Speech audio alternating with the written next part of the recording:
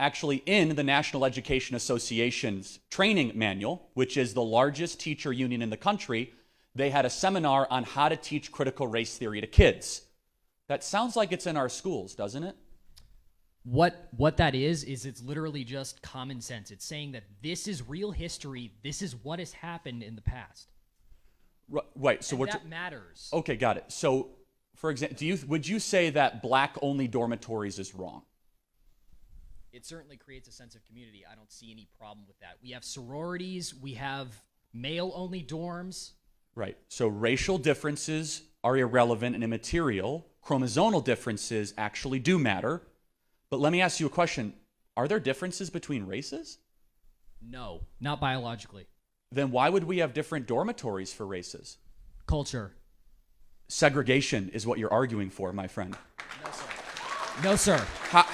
What's up, beautiful people of YouTube? Hope you guys are feeling good. My name is Elaru, your host, and today I'm back with another heated video I want to check out with you guys.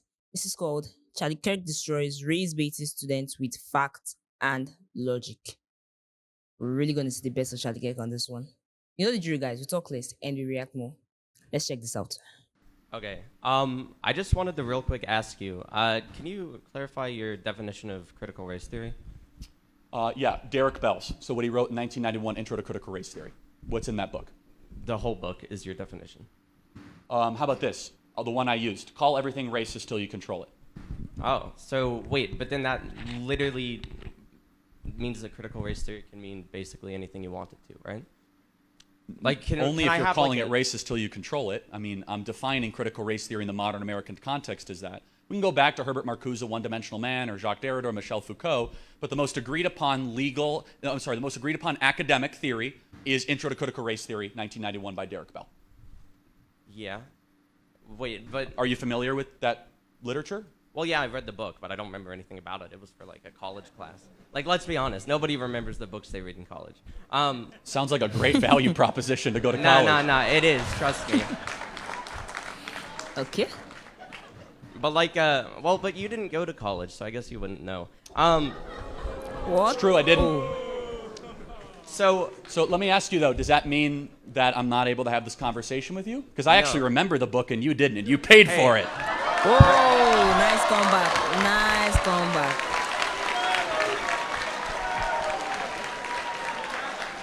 Don't start what you can't finish with Charlie. So, first of all, I didn't pay for it. There's these things called scholarships. Oh, so somebody else paid for you not to Yes. remember the book that you were supposed to read. Oh, Anyways. some wealthy donor or taxpayer paid for you Hey. to not remember the book. I have a question. Who are your wealthy donors? Many of them are in this room. Thank you guys for your wonderful support, by the way. Interesting.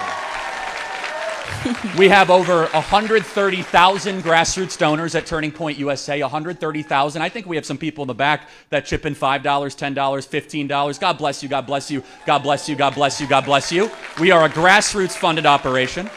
But let me give you another example. I'll give you 5 things that critical race theory believes. Number 1, the notion that racism is ordinary and everywhere. Number 2, the idea of interest convergence, otherwise known as intersectionality. Number 3, the social construction of race, meaning that there is a social construction around race in our society. The 4, idea of storytelling and counter-storytelling. Number 5 is that no matter how hard you work, no matter how hard you do, you cannot remove racism from your society. Those are 5 pillars of critical race theory based on Derek Bell's Intro to Critical Race Theory. Does that ring a bell? Yes, but like, okay, so let me stick with this. What do you think? Oh, We'll edit that out. my don't train. worry. Oh, my bad. Wait, am I not allowed to? It's not encouraged. Oh, okay, sorry. What was the third point? My mind is dying. The social construction of race? The social construction of race. Do you not think that race is at least partially socially constructed? Depends how you define it. So, like, what defines where one race ends and where one race begins? Depends who you're asking. I think race is completely and totally irrelevant. Do you think race is relevant? No. Okay, then why are we talking about race all the time, and why are we talking about critical race theory? Well, you brought it up at first when you were doing your speech. Right, So, remember I said it was a lie from the pit of hell that we should repudiate and stop talking about all the time? Okay. This guy sure has a problem. You're on scholarship? Sorry, what? Nothing. Sorry, go ahead.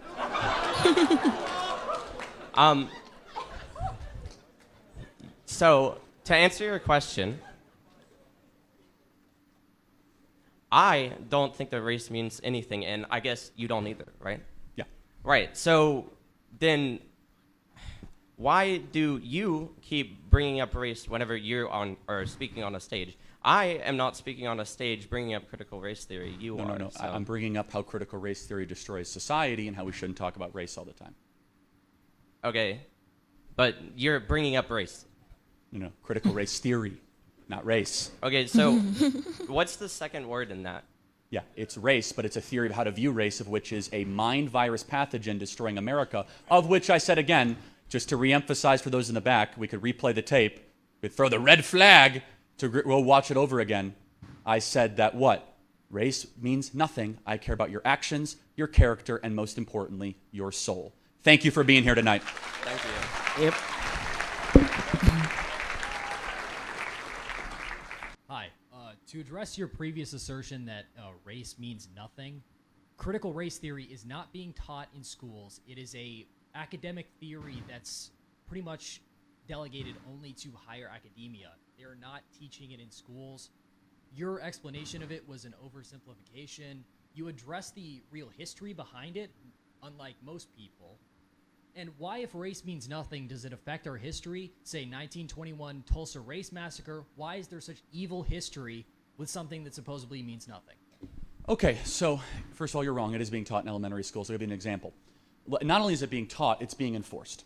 So in Denver, there is a playground where they say white families not allowed. Would you support that? That seems like a ridiculous edge case.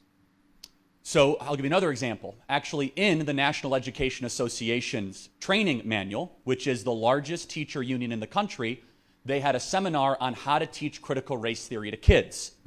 That sounds like it's in our schools, doesn't it? What that is it's literally just common sense. It's saying that this is real history. This is what has happened in the past. Right. So and that matters. Okay, got it. So, for example, would you say that black-only dormitories is wrong? It certainly creates a sense of community. I don't see any problem with that. We have sororities. We have male-only dorms. Right. So racial differences are irrelevant and immaterial. Chromosomal differences actually do matter. But let me ask you a question. Are there differences between races? No, not biologically. Then why would we have different dormitories for races? Culture. Segregation is what you're arguing for, my friend. No, sir. How is it not segregation to have blacks in their own dorm? You've just pigeonholed me, essentially.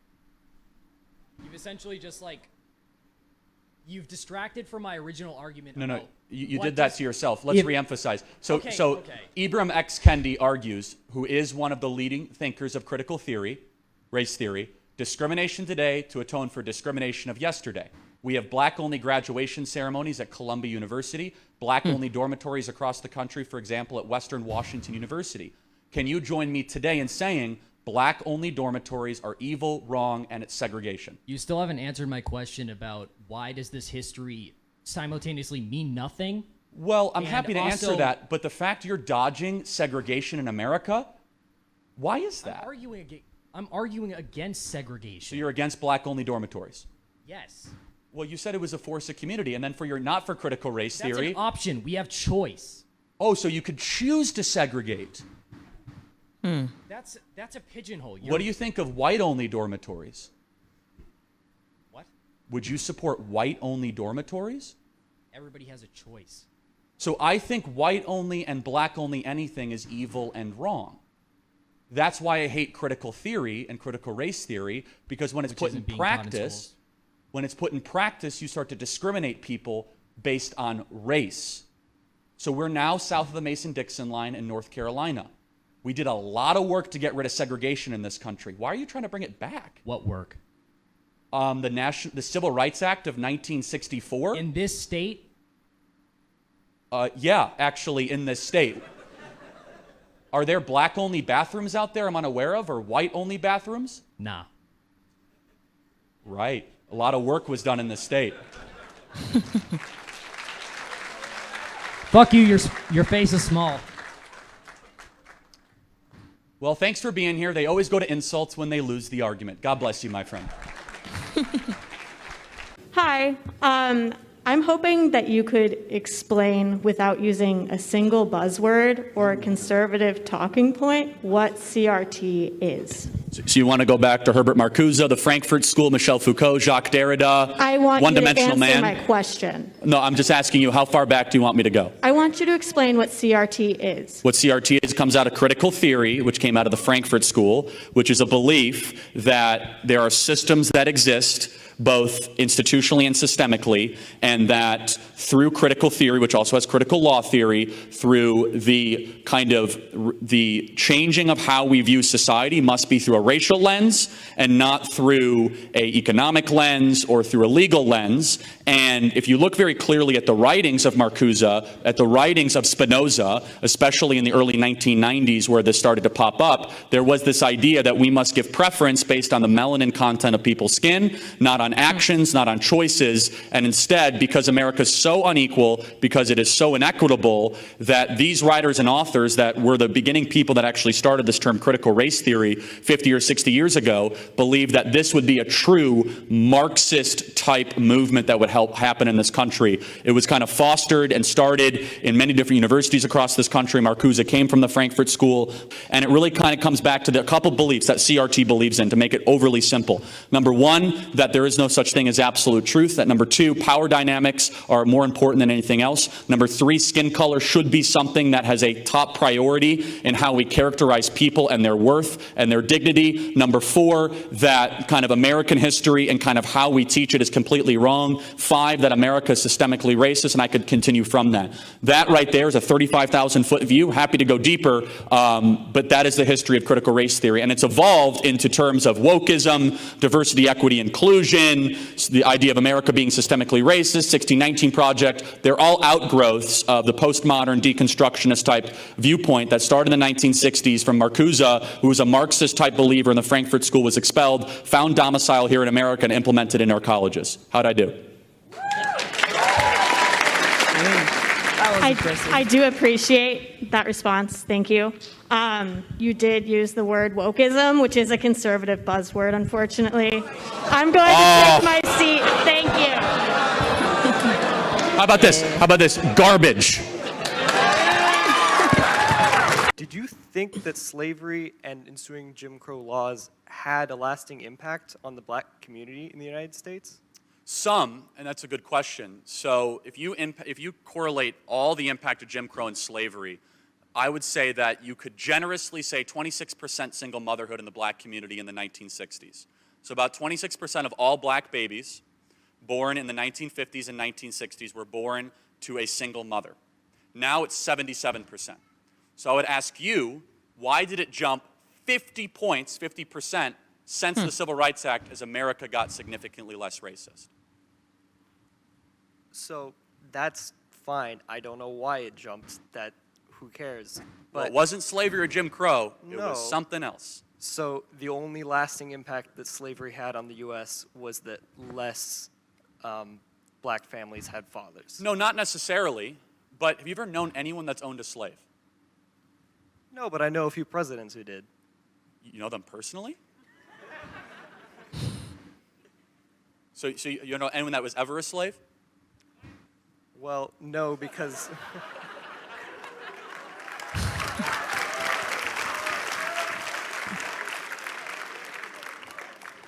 So okay, I don't know anyone who was a slave.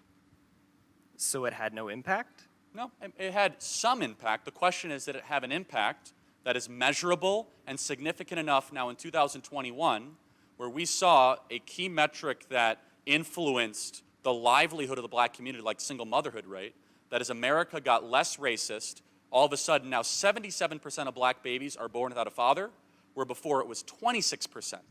And I suppose the question is this, because this is the question about systemic racism, right?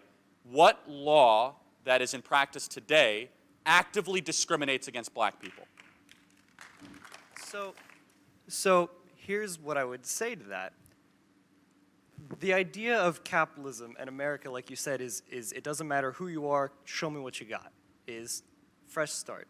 So what would happen if you had like 150 years in a country for your family to build wealth, to own a house, to have a job, to get college education for your kids, to build generational wealth? And then you took another family who didn't have the opportunity to do any of that for 150 years and then set them off on the same even starting point. Is that really an even starting point? And would that not result in some kind of systemic disadvantage for those people? The black middle class was the fastest growing demographic in the 1940s and 1950s until the Great Society Act and that intervention. It's very tempting to do what you're doing. And I'm not faulting you for it, because you've probably been propagandized to believe it. And that's okay, because I think you're actually a victim in this case, because you've been misled to want to believe that things you never lived under, never understood, and that I think you are partially seeing had a disproportionate impact in the world that you're living in today. So for example, if that were to be true, then first-generation immigrants would not be able to quickly be able to make good choices and move up the ladder in this country, which I think we have some first-generation immigrants here tonight. Now, let me say this, that this idea that America is systemically racist to the core would also be quickly debunked by the fact that more blacks have legally immigrated to America since the 1980s than ever were here brought as slaves. Over 2 million blacks from the Caribbean and from Nigeria and from Western Africa have come here to America. So the question is, why is it that in every statistic that you could probably rattle off, are black people doing worse than white people? What is it? Well, I would point to the fact that fathers are not in the home, because it was 26% of black females in the 1960s were single mothers. Now it's 77%. If you look at the Brookings Institution, a liberal think tank, there are 3 things you need to do to stay out of poverty in America. Number 1, graduate high school. Well, because of public sector unions and the dominance of our government schools, that's harder than ever in far too many communities. Not just racial, not just black communities, not just Hispanic communities. The second thing, get a job, any job. And the third thing is to obviously not to commit crimes, but to try to get married before you have children. And so some of what I believe has contributed to the downfall of some of these communities has nothing to do with white people with the neck on black people. Instead, it's the following.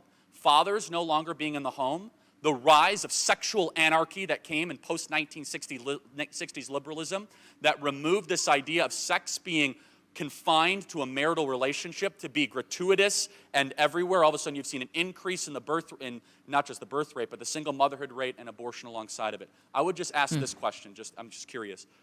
How much do you think outputs are based on people's decisions, based on the advantages they're born into?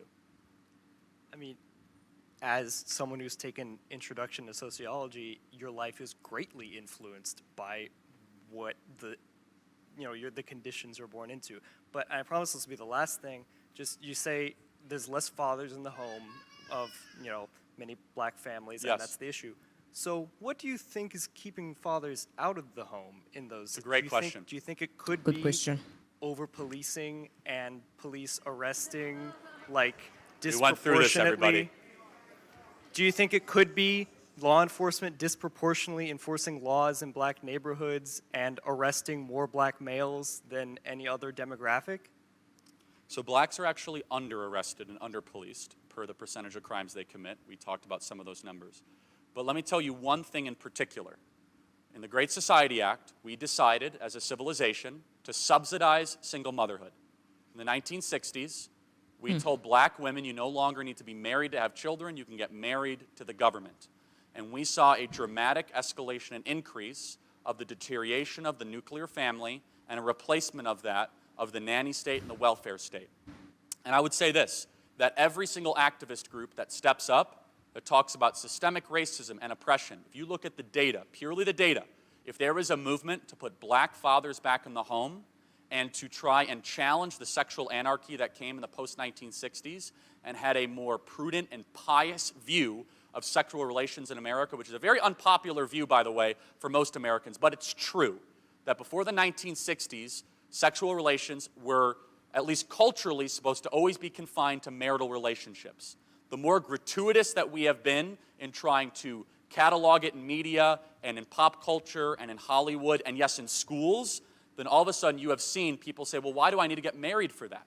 Marriage is the bedrock institution, and strong families create strong communities, which create strong civilizations. And this is why immigrant communities that have come to America, and first-generation immigrants, they're able to move so quickly up the socioeconomic ladder because they might not have wealth, they might not have big bank accounts, they might not own a lot of land, but they have the thing they know that will keep them together, which is a family that will not be broken up at any means necessary. I'll finally say this. Let me just say this. No, I want to thank you for coming because it took courage to ask that question. I'm just going to ask you to do one thing. Please forget everything you learned in Introduction to Sociology 101 because it was likely all garbage. So thank you so much. Given the concerns you've expressed about censorship and interference with free speech, I wonder how you view the laws in Florida and other states that restrict what professors can teach about racism in the classroom. I mean, obviously you disagree with the doctrines you teach, but why, would you extend to them the same right to free speech that you advocate for everybody else? No, I mean, it's a matter of curriculum, right? So I would ask a question, should we teach the flat earth theory in physics, right? Should we teach bloodletting in biology? Should we teach lobotomies in medical school? Or should we teach eugenics in ethics? No, there's some ideas that are so reprehensible and provably wrong, they shouldn't be in anywhere close to an academic environment. Now, a professor obviously has the freedom of speech to say what he or she wants individually, but from a curriculum standpoint, from what you're able to measure or test, to say that all of a sudden we're going to teach that race matters, that somehow that people are suffering from a pandemic of whiteness, as Coca-Cola would say, or just critical theory or critical race theory, no, that has no place in an educational environment, because in an educational environment, it's less about really the opinion of the teacher or the opinion of the student. It's the pursuit of the soul and the entire being of the student towards truth, goodness, and beauty. And so you must have a teleological destination for that. Yes, a follow-up. Just one follow-up, which is, so you would say that the idea that there's systemic racism in this country is as off base as the idea that the earth is flat and as provably wrong as the idea that the earth is flat? Yes, I mean, I would ask you, how are we systemically racist? Good question. Well, I mean, we could have a long discussion about it, but I'm a journalist. I don't think it's a place for it, but possibly if you attended a class on it, you might get in a debate with the professor and see what their data shows and whether it's a matter of scholarly dispute. I mean, there's a lot of books on both sides, or whether it's as, I'm not aware of a lot of scholarly, well-accepted books that advocate that the earth is flat. So I would say this is a matter of scholarly debate. There was till Galileo came along. Okay.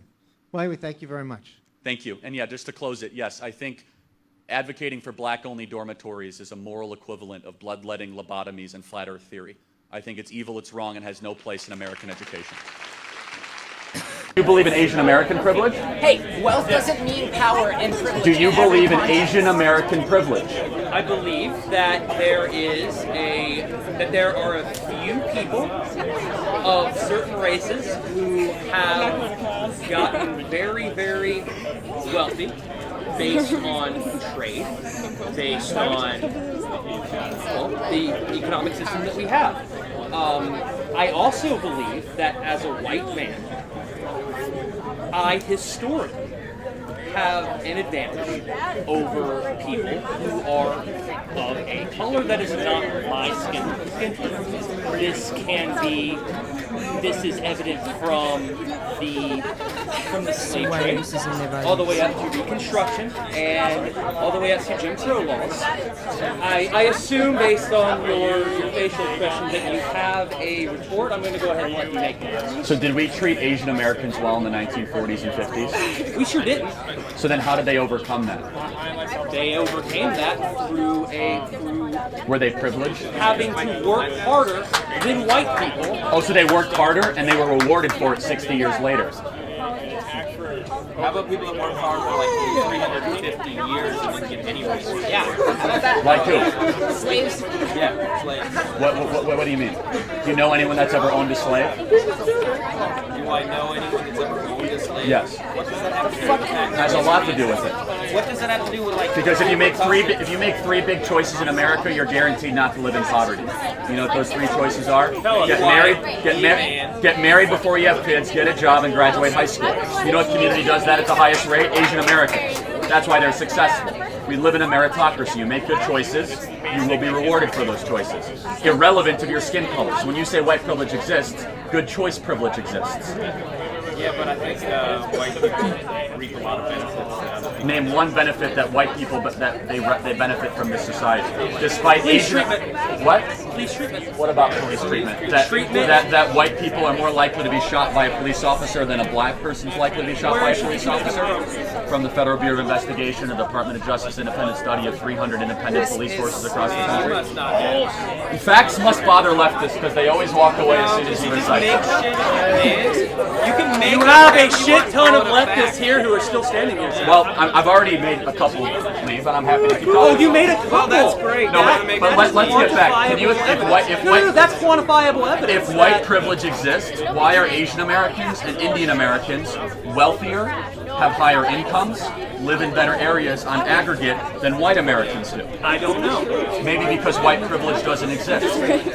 Maybe, or maybe maybe it doesn't. Okay. Maybe skin color has nothing to do with it, but and choices have everything to do with it. I disagree with that. Then show me some evidence, because I just showed you some evidence that it doesn't exist. What would you take as evidence? What counts for you? Something that I just said. For example, that the wealthiest people in America, numbers would be nice, historical data, logic. How about testimony?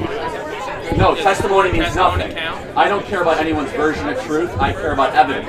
I don't care about feelings. I care about facts. Aren't most of these studies partially based on testimony, though? No, when you say that Asian Americans are the richest people in America, that's math.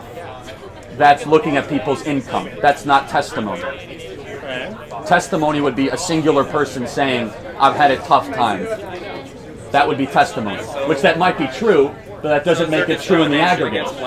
I'm sorry? Is there discrimination? There's discrimination against all sorts of people. Yeah, is it worse against black people or is it equal? Depends what part of the country, it depends what situation. And when that exists, So if you put it there's all laws to together, put people in prison. If you put them all together, which race cases of discrimination is discrimination? I would say probably Hispanic Americans in certain parts of the country, even more so. But I have no data to support that. You asked me some anecdotal question. I haven't done that much thinking about it. But I'll say this.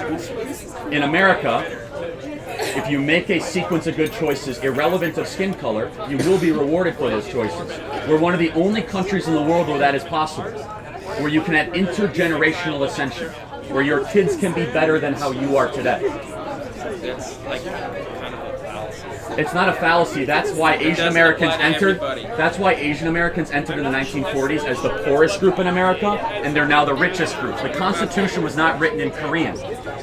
Yet they have benefited the most from what people call a white predominant society. Indian Americans, for example, from India, are the second richest per race. Was the Constitution written in Hindi? No, that's exactly the point. Oh, okay, gotcha. Continue. The point is that people say that our society is rigged for white individuals and white men. The evidence does not suggest that. There's twice as many white people living in poverty today than black people. Now, the rate for poverty in the black community is much higher, but the aggregate number is something that should not be ignored. So the misconception that our country is rigged just for people based on a certain skin color has zero evidence. Yet that is the predominant thing that is being taught in our universities. When did it stop? What do you mean? When did it not be rigged anymore? Because it clearly used to be rigged. You're saying it isn't rigged now. That's a fair point. I'd say throughout the 60s and 70s and 80s, as America got significantly less racist, as we passed the Civil Rights Act, things got more equitable in the sense where better decisions got rewarded more. And you don't think that there could be a lag effect of 350 years of slavery and 100 years of Jim Crow? I think those inequities have been more balanced out, more so than it's even worth considering that 350 years of inequity. For example, Asian Americans built the railroad system in America in the late 1800s, early 1900s in America. We put Japanese Americans in internment camps in the 1940s. I've taken history class. Jewish Americans had an extermination order against them in Europe in the 1940s. Yeah, The point I know. being is I've that taken history class. right. So almost every racial ethnic group has had some form of suffering. So to point to something that happened a very, very long time ago and to attribute the inequity today to It that. wasn't that long ago, though. When was slavery abolished? Slavery was abolished in 1808. The international slave trade was gotten rid of. But then we actually resorted to chattel slavery, which is where we bred them like cattle. You're not going to hear me defend slavery for a Okay. second. No, I mean, That's obviously. good because I it's would one of the think you would great be an sins of the asshole. American. It's one of the great sins of the American story. Maybe we need But to you know do what's it right. also admirable about it? How we got rid of slavery. What's something Because admirable about slavery? no, what's admirable about our history, not about slavery. Okay. Thank you. But we still Because- haven't dealt with like the repercussions. What repercussions would that be? The lack of the ability for certain people to accumulate wealth. Such as who? I don't know, like I was down in New Orleans, right, and I see all these mansions, and it's like those people, that old mansions, they made their money, they're probably slave owners. Then you go into a black neighborhood and it's like... But they might have been slave owners in Yeah, 1865 but they when the have that American. accumulated wealth that can compound versus people that don't have the opportunity. Oh, to have okay, that. so you're making a fair point that there might be intergenerational inequity. How do you go about that? Well, some people on the left would say, you tax it, you take away from what people used to have. I totally and completely disagree with What that. do you think? Then what is your case? Because how I do don't- you do reparations then? There's no reparations. I believe in opportunity. Instead of trying to fix the past, which will never happen, which is a horrible idea, you create a better future. It'll never happen with that attitude. No, because you know why? Any country that's ever tried reparations has failed miserably. South Africa, for example. They've tried reparations the last 30 years. They're more racially divided on the brink of civil war than they ever have been. Do you think we're on the brink of civil war? I hope not. You think so? No, I said I hope not. But I asked if you think so. No, not I if don't you think hope. we are. But it's people on the left that want us to be more divided than not. No, I think it's like you. No, You're because- here trying to divide people. Hold on a second. Do you support black-only dormitories? Sure. You do? Okay. That's resegregation. You realize that. No, I think if black people want to do that, we should allow them to because they have to face a Well, then would you support white-only dormitories? No, I wouldn't. Why? Because pretty much the school is white only. Pretty much every dormitory is white only. I don't know the demographic makeup of Oregon, but looking around, I'd say it's a more diverse campus than just being I a would say white-only if campus. black people want, yeah, So you believe in black-only graduation ceremonies at Harvard? if they want that, sure. So- Why do I care? Why does it bug me? Well, it should bug you that we're No. resegregating No, it parts of the doesn't bug me. population. There's a difference. That It's people totally marched in this. different. What's the One thing difference? if white people say that black people have to be separate. What's the difference of It's skin color? What's the difference between a white person and a I was black trying to person? tell you. Tell me what's the difference between a white person and a black person. I don't know. I'm not. There's no difference. They're both No, human beings. They're only like one race, the treated human differently. race. They're They're- treated differently. How are they treated differently? Give me one piece of evidence. What can a black person not do in America that I can do? They get treated differently by the police, and I've seen it. Really? Yeah. Even though the data shows that a black person. Data can be used to lie. Wait, so facts don't matter, Police essentially. departments are actually capable of policing their own records, so Yeah. the ability. Even though most of the inner city police forces are black majority police forces, Are they? Okay, such that's as Philadelphia. Philadelphia is a 44% black city with a 56% black And police that force. bugs you? No, it actually gives me happiness. That Really?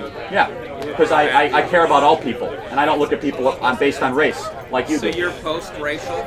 Absolutely. 'Cause it does- that You're does not. You're the one exist. that wants black-only graduation ceremonies and black-only dormitories. That's not what I said. You're okay with that? I'm not okay with that. Yeah, because We desegregated America. Because that argument works for you, and it's not desegregated. It's not. There's still a lot of problems. And like to say that if people want to have... But the problems are not based on race. Yeah, they are. You, There's you tons have, of racial problems in America. you have yet to give me any evidence or data or one piece Do of you example. believe that there are any racial problems? Individually, absolutely. Are there individually committed people that are racist? 100%. Do And you is the believe president that one there of are them? No, systemic President racial Trump is one of the least issues? racist people in America. Whatever. Do you Say believe don't that- like facts.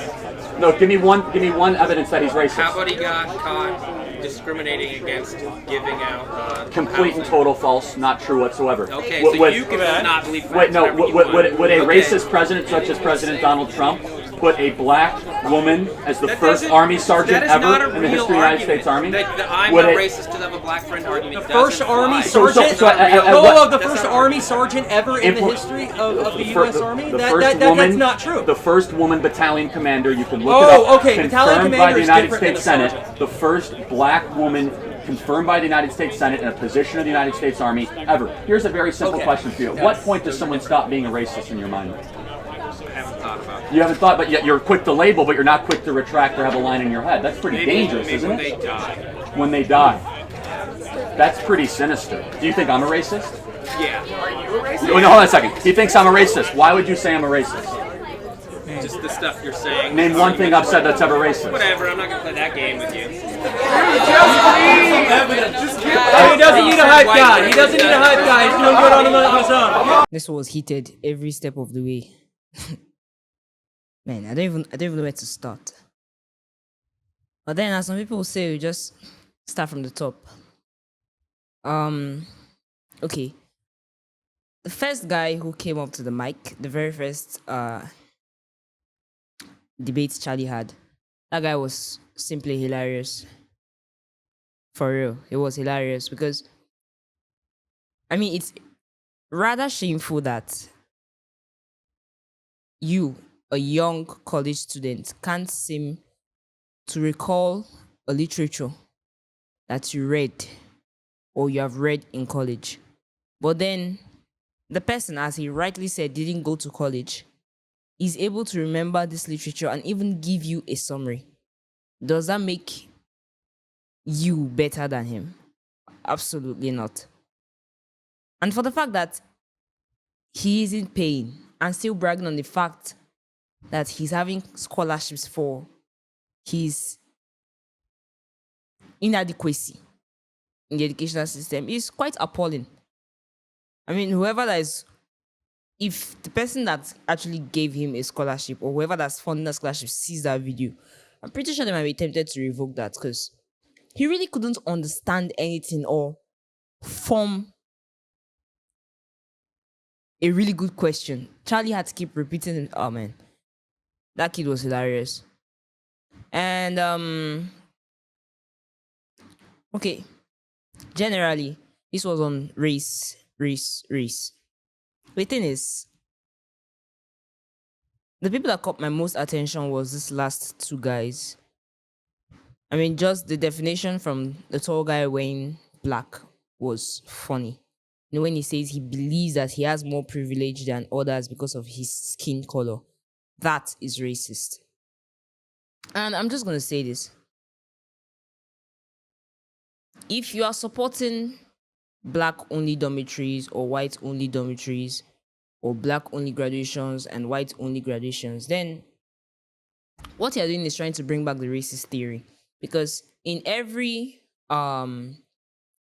country in history that has had racism in its history, you see that this particular context of white-only lines, black-only lines, white-only bathrooms, black-only bathrooms was, will I say, a core of racism. Because as a black man, you can't even be found in the white territory. As a white man, you can't be found in a black territory. Harm will come to you on both sides. There were white neighborhoods, there were black neighborhoods. So if you are advocating for the separation of these two races, then what you're doing is bringing back the racism. And this guy said something that caught my attention. He said, what if the black community wants it? That's something to actually look into. If the black community wants it, then they have to ask why. They have to dig deep, because if they should be sharing a hostel with these two kind of people, if every white person they are sharing a hostel with is like these two guys, then it's no wonder why they would want to have a separate dormitory with only people of their own kind. And that's that. But then it's really, will I say, funny that people like to dwell on the past. They love to dwell more on past events instead of trying to fix the present and making the future better. This guy just said that slave trade was ended in the 1800s, thereabout. And he says it's not that long ago. For me, I think that's pretty long ago. And all the people that should have had reparations are long gone.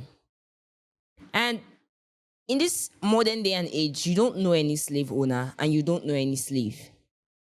You don't know anyone that needs to be rescued from slaves, unless those that are actually victims of child trafficking, child soldering, and things like that. But then, if we're going to judge by the history of slavery in the 50s, when they tied people up like cows and goats and shipped them across the seas, then you know no one like that.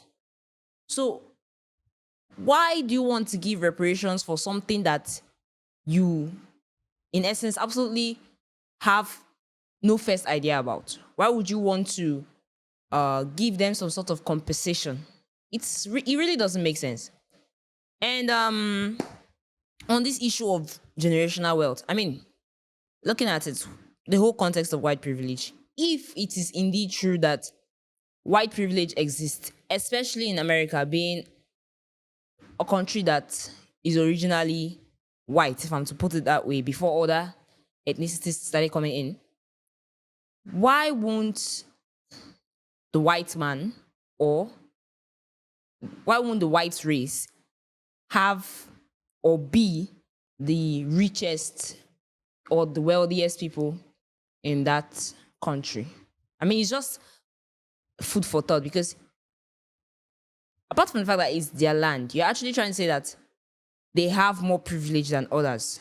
So if they do have that privilege, then why aren't they the richest? Why is it that the Asians, who came in very poor, actually happen to be the richest, followed by the Indian Americans? I think, to add to what Charlie said, these two other races felt the need to work harder. Just as Charlie said, they worked harder. Because there were challenges then that they are not even facing now.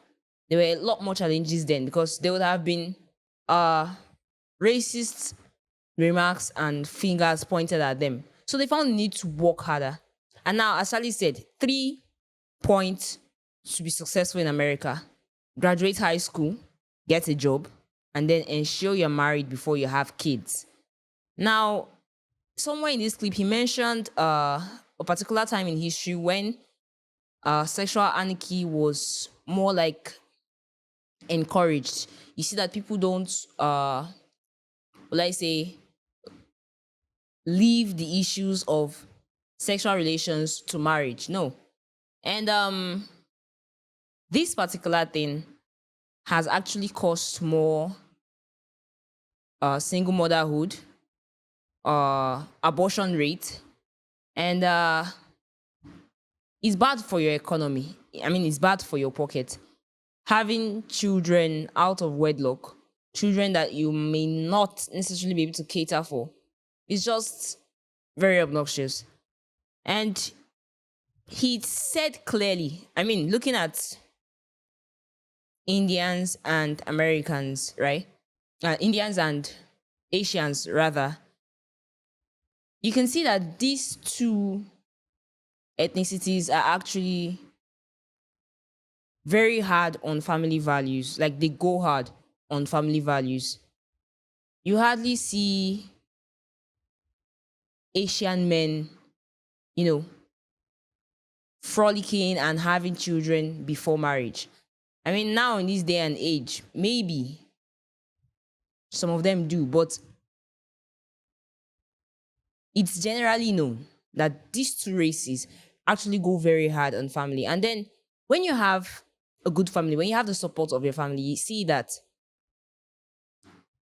you as a person, you as an individual, you tend to grow more. And during the slavery and Jim Crow era, Charlie said that single motherhood among the blacks was relatively 50% lower than it is now, and that's because they subsidized single motherhood along the lines in history.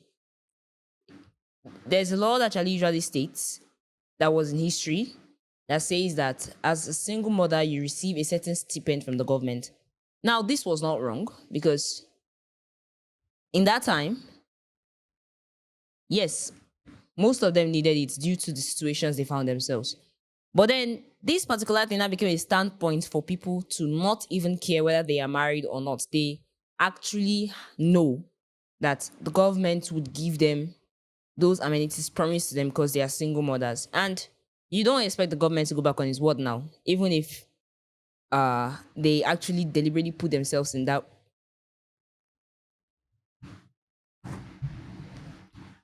Even though they deliberately put themselves in that way. So, in essence, this whole issue of race, white privilege, it's not systemic. I've seen him ask questions where he tells them to give us an example of systemic racism in America, to state things that a white man can do that a black man can't do. And I've not seen anyone with any given examples. So I don't know. Basically, he's just stated that the conditions for living now is way better than it was in history, and trying to bring out the past, relive ugly stories, trying to dwell on unfortunate things in history, because every country, every continent, every race, everyone has something vile in their history books. It just can't go away. And along the line, they must have had to pay for what they did. I'm talking about the ancestors then. But bringing it to the future, bringing it to now to try to cause issues is something that should not be encouraged. I mean, people should just focus on making sure that the future isn't like the past. And just as Charlie said, encouraging segregation, no matter how, what will I say? No matter how ignorant or negligent you might feel about it, is wrong. You're trying to just bring back the past. You're trying to relive history. It's just going to end up in more racist theories. Anyway, guys, please tell us what you think about this video in the comment section. And please do us leave a thumbs up at the end of this video. Thank you so much for watching. And stay safe.